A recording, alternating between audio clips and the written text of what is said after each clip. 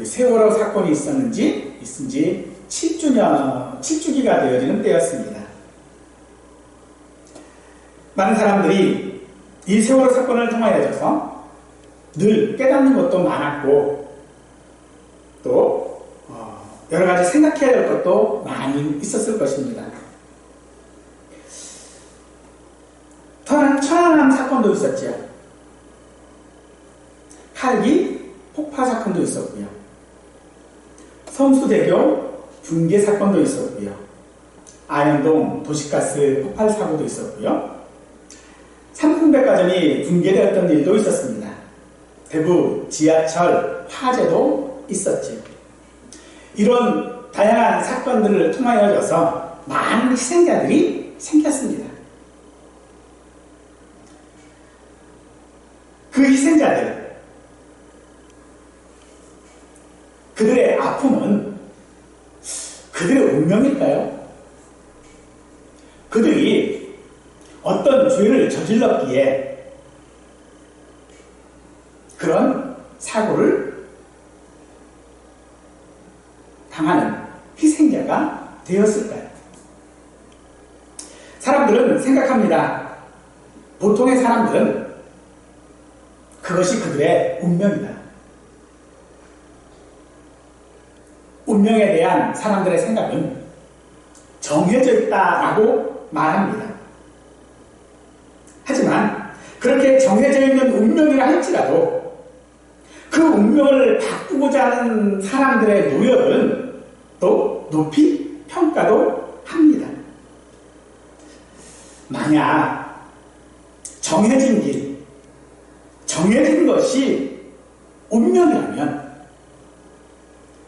하나님께서 굳이 예수님을 십자가에 죽게 하신 이유가 없었을 것입니다. 또 우리가 정해진 것이 운명이고 그 길로 가야만 하는 삶이라면 우리도 기도해야 할 이유도 우리에게는 없을 것입니다. 이런 운명이라고 하는 말에 대하여서 이것을 신앙적인 용어로 바꾸면 섭리라고 할 수 있을 것입니다.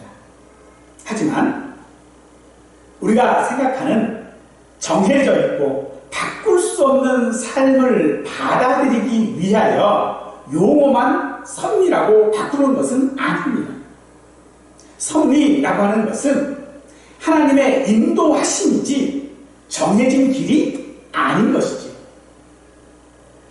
운명을 인정하지 않는 사람들은 또 그것을 우연이라고도 말합니다.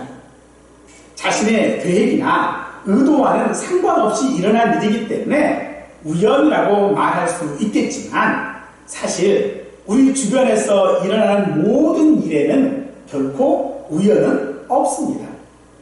우리 사람의 눈으로 보기에는 아무런 원인도 없고 이유도 없다 할지라도 그야말로 우연히 일어나는 것처럼 보일지라도 우연은 없습니다. 이런 일들은 사실 하나님의 오묘하신 계획과 섭리 때문입니다. 모든 것이 하나님의 뜻 안에서 진행되어지는 것이고 그래서 그것을 우연이라 결코 있을 수 없는 일일 뿐만 아니라 이 모든 일들은 하나님의 섭리로 나아가야 하는 것이죠.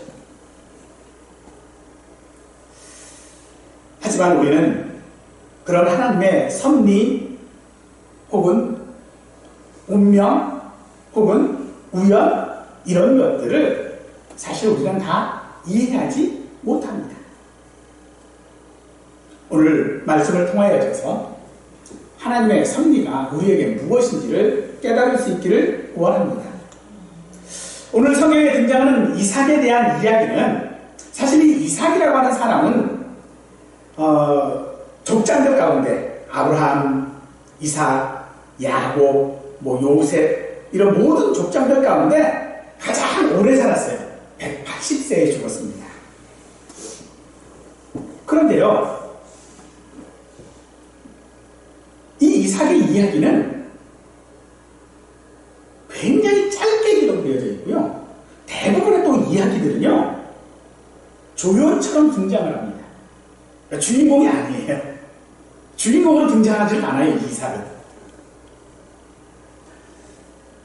그런 이삭이 오늘 본문에도 르비가의 이야기로 우리에게 전달해주고 있죠. 이삭은 40세에 결혼을 합니다. 그러나 20년 동안, 결혼한 지 20년 동안 그에게는 자녀가 없었어요. 그래서 이삭은 아내인 리브가를 위해 하나님께 기도했습니다. 여기서 이야기하는 간구했다라고 하는 말은 고통이나 질병을 해결해 달라는 매우 절박할 때 사용되어지는 그런 단어입니다. 이삭은 리브가를 사랑했기에 그의 그런 절박한 그런 고통을 위하여 기도했습니다. 하지만 단지 자식이 없다는 것 때문에 기도하는 것이 아니라 언약의 후손이 없는 것 때문에 기도하는 것이죠. 하나님께서는 이삭의 기도에 응답하셨고 리브가는 쌍둥이를 임신했습니다. 즉 오늘 리브가가 쌍둥이를 임신한 것 자체가 초월적인 하나님의 능력에 의한 것임을 말하고 있는 것이죠. 그런데 태중에 이 아이들이 서로 싸웁니다. 태중에서. 여기서 싸우다라고 하는 이 말은요, 매우 강한 다툼을 의미하는 박살내다 라고 하는 그런 뜻입니다. 태중에서 얼마나 싸우는지 박살낼 정도로 싸우고 있다는 거예요.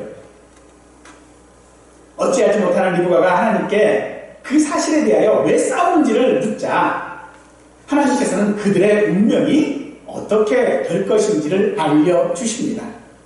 두 아이가 태어날 것이며 그들이 각자 민족을 이룰 것인데 한쪽이 더 강할 것인데 큰 자가 어린 자를 섬길 것이다 라고 말씀하시죠.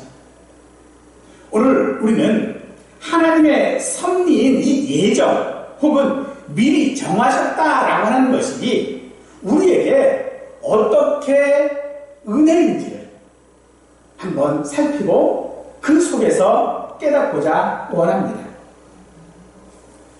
하나님의 주권에 의한 섭리, 즉 하나님께서 정하신 그 어떤 일들, 그것은 불합리할까요?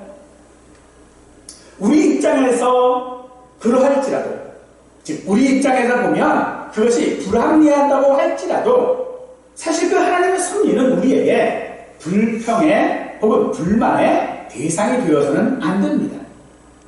이는 그 선택하신 그 섭리의 근거가 우리의 선행이나 어떤 결과 또는 동기가 아니기 때문에 그렇습니다. 그 때문에 우리의 구원은 하나님의 은혜라고 우리들이 말하는 것이죠. 하나님께서는 이상하게도 모든 사람들을 똑같이 축복하지 않으시는 것 같습니다. 한 사람에게는 그의 인간 됨됨이에 상관없이 지속적인 용서와 축복을 더하시는가 하면 또 다른 사람에게는 무관심하신 것처럼 보입니다. 어떤 이에게는 많은 재능을 주시는 반면 다른 이에게는요 보잘것없는 재주밖에 주시지 않는 것 같습니다. 오늘 본문에서도 하나님께서는 의외의 선택을 하시지요. 보통 상식적으로 생각하면 장자에게 우선권이 있다라고 하는 것은 상식이죠. 그런데 하나님은 장자가 아닌 작은 아들의 족속이 더 강할 뿐만 아니라 오히려 장자로부터 섬김을 받을 것이다 라고 말씀하고 계시죠. 이삭은 약속의 후손입니다. 그가 자식을 낳는다라고 하는 것은 약속의 후손을 이어나가는 거겠죠. 그런데 그 약속의 후손을 이어나가는 데에 20년이라고 하는 시간이 걸렸습니다. 그토록 오랜 시간이 필요한 이유가 무엇일까요? 이삭에게 다른 무엇, 즉 간절히 간구하는 것이 필요했기 때문일까요? 사실 많은 사람들은 하나님께 간절히 기도해야 할 때가 있을 것입니다. 그때에 우리는 누구에게 기도합니까? 하나님께 기도합니다. 이삭 역시도 하나님께 기도했습니다. 하지만 우리의 보통의 그 간절한 기도는 얼마 못 가 실망하게 되어질 것이죠. 왜냐하면 잘 이루어지지를 않는 것 같습니다. 우리의 바람대로 되어지는 일이 별로 없다는 것이죠. 이삭에게도 그 시간이, 그 기간이 20년이었죠. 그런데 만약 하나님께서 정하여 놓으신 운명이 있다면, 바꿀 수 없는 운명이 있다면, 그런 운명이라면, 즉 우리의 모든 삶이 하나님께서 정해놓은 정해진 대로만 가야 된다면 굳이 하나님께서 이삭에게 20년 동안 기도하게 하실 이유가 없었다는 것이죠. 우리가 기도하는 분은 하나님이십니다. 우리의 운명을 정해놓으신 그 하나님 앞에 우리가 기도한다라고 한다는 얘기는 그것이 정해진 것이 아니라는 것이겠죠. 그럼에도 우리는 항상 하나님 앞에 어떤 기도들을 하게 되어집니다.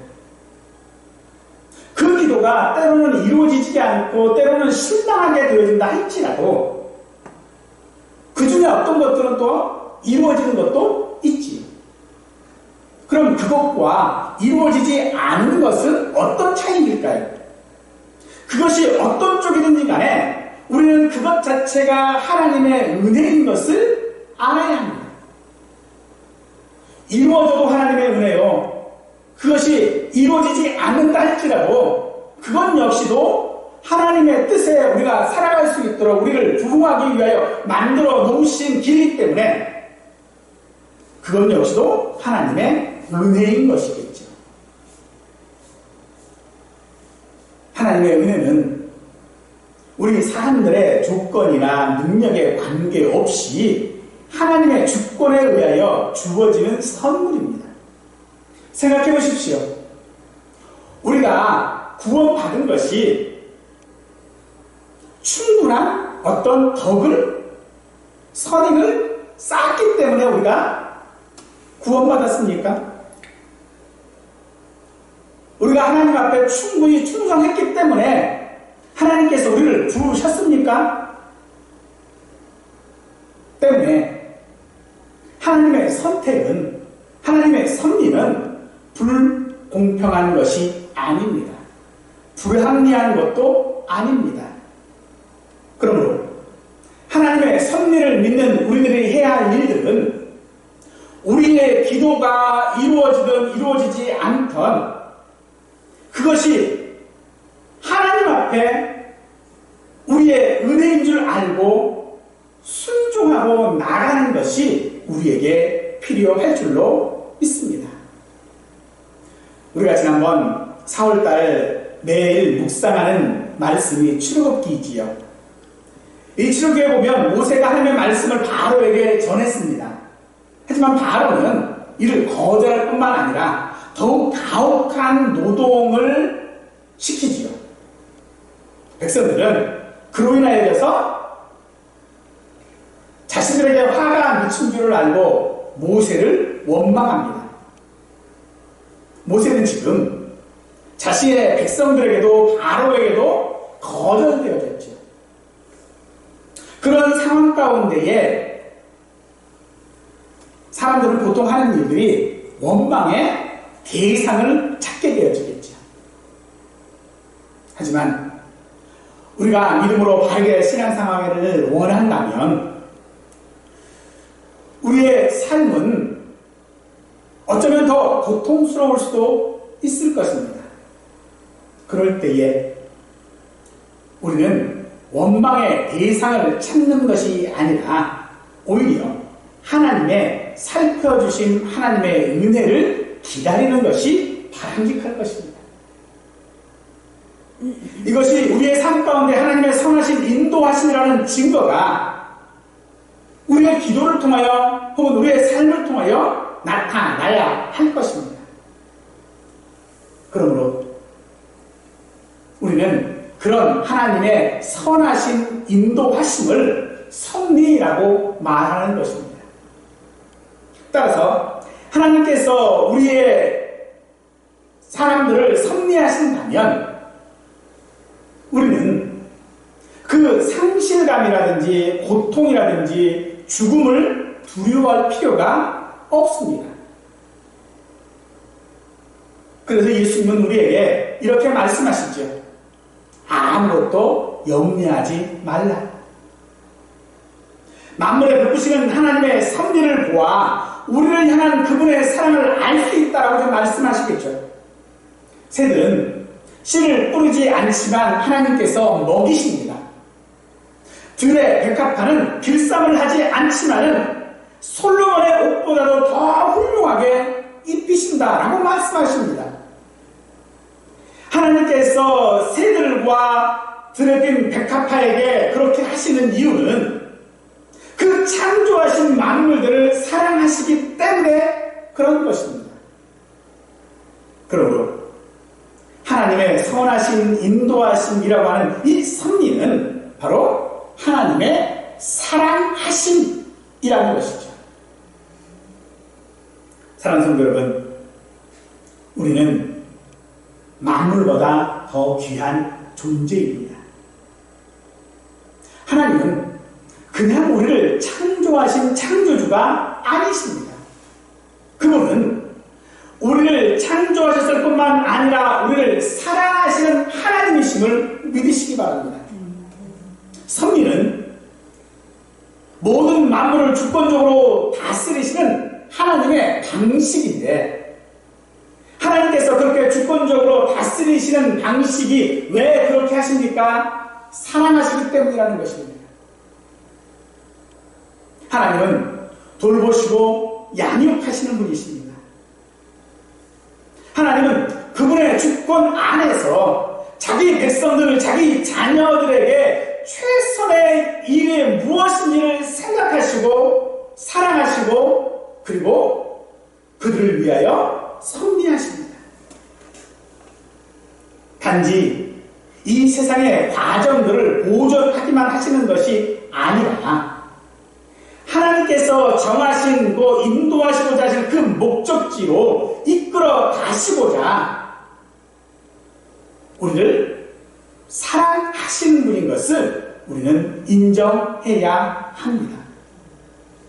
하나님께서 원하시는 바는 무엇입니까? 그 뜻대로 성취해 가는 것. 왜요? 우리를 사랑하시기 때문에. 우리를 사랑하시기 때문에 하나님은 하나님의 섭리로 우리를 인도하고 계시다는 것입니다. 이제 중요한 것은요, 그런 섭리,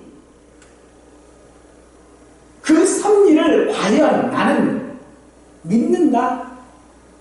하나님의 섭리를, 내 삶 가운데 있는 그 하나님의 섭리를 과연 나는 인정하고 있는가 하는 것입니다. 그것을 인정하지 못한다면 우리는 우리의 삶을 운명이니 우연이니 라고 말하겠지만, 만약 그것이 하나님의 섭리라고 인정한다면 우리는 그것을 하나님의 주권으로 받아들일 것입니다.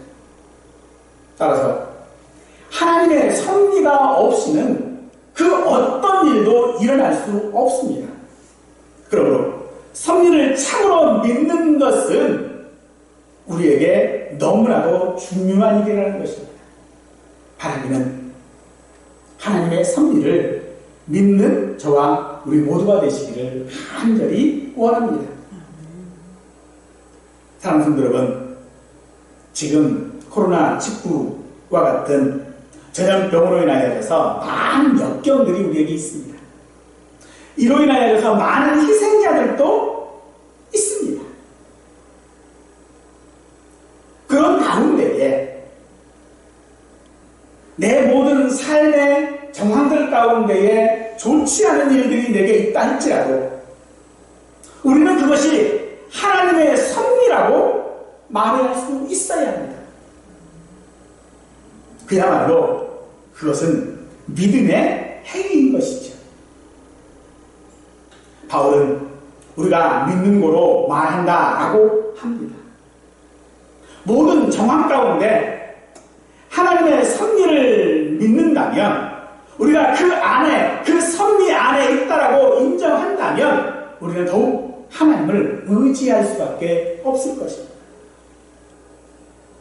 그러므로 우리가 하나님을 믿는다라고 말하는 것, 그것은 바로 하나님의 섭리 안에 우리의 삶이 있음을 고백하는 것이죠.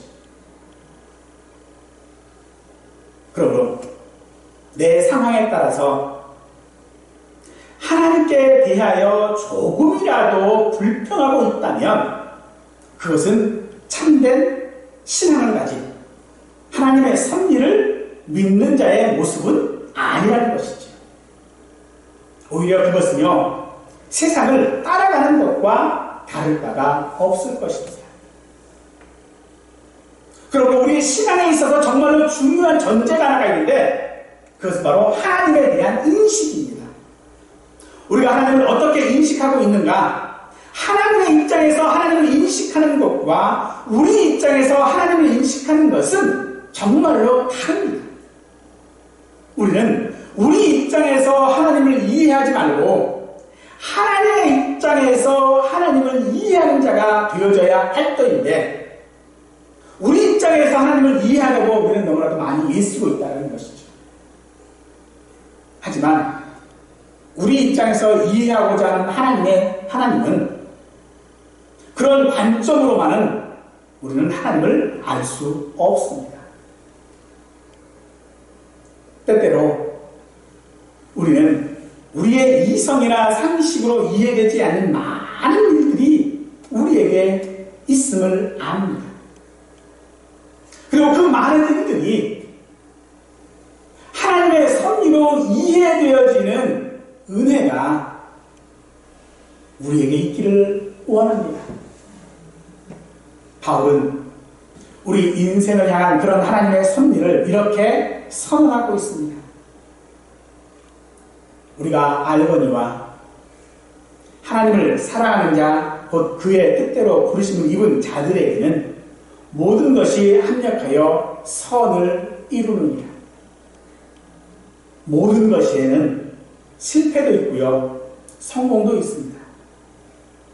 마주하기 싫은 상황도 있고요, 영원하기를 바라는 순간도 있습니다. 또한 합력이라고 하는 말은 의와 불의, 성공과 실패, 진실과 거짓, 이익과 손해, 기쁨과 슬픔, 친구와 원수를 불문하는 그 모든 것들이 어떤 식으로든 결국 하나님을 사랑하는 자에게 유익이 되어진다라고 하는 말입니다. 그래서 우리 성도들은 절망할 필요가 없습니다.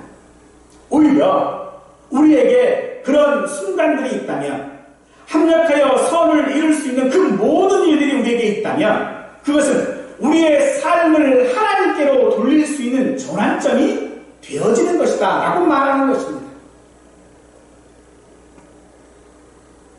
바울이 말하고 있는 선을 이룬다 라고 하는 이 선은 우리 사람들의 선을 말하는 것이 아니라 하나님의 선을 말하는 것이죠. 따라서 하나님의 섭리는 하나님의 사랑을 이루는 과정이라는 것입니다. 하나님의 사랑을 이루는 과정인데 그 안에 고통과 슬픔과 어려움들, 정말로 마주하기 싫은 그 상황들, 어떻게 이런 일이 나에게 있을 수 있는가라고 하는 그런 한탄들이 있는 것은 그것이 하나님의 선하신 사랑을 이루는 과정이라고 하는 것을 선뜻 수용하는 것은 우리에게 너무나도 어려운 일일 것은 분명합니다.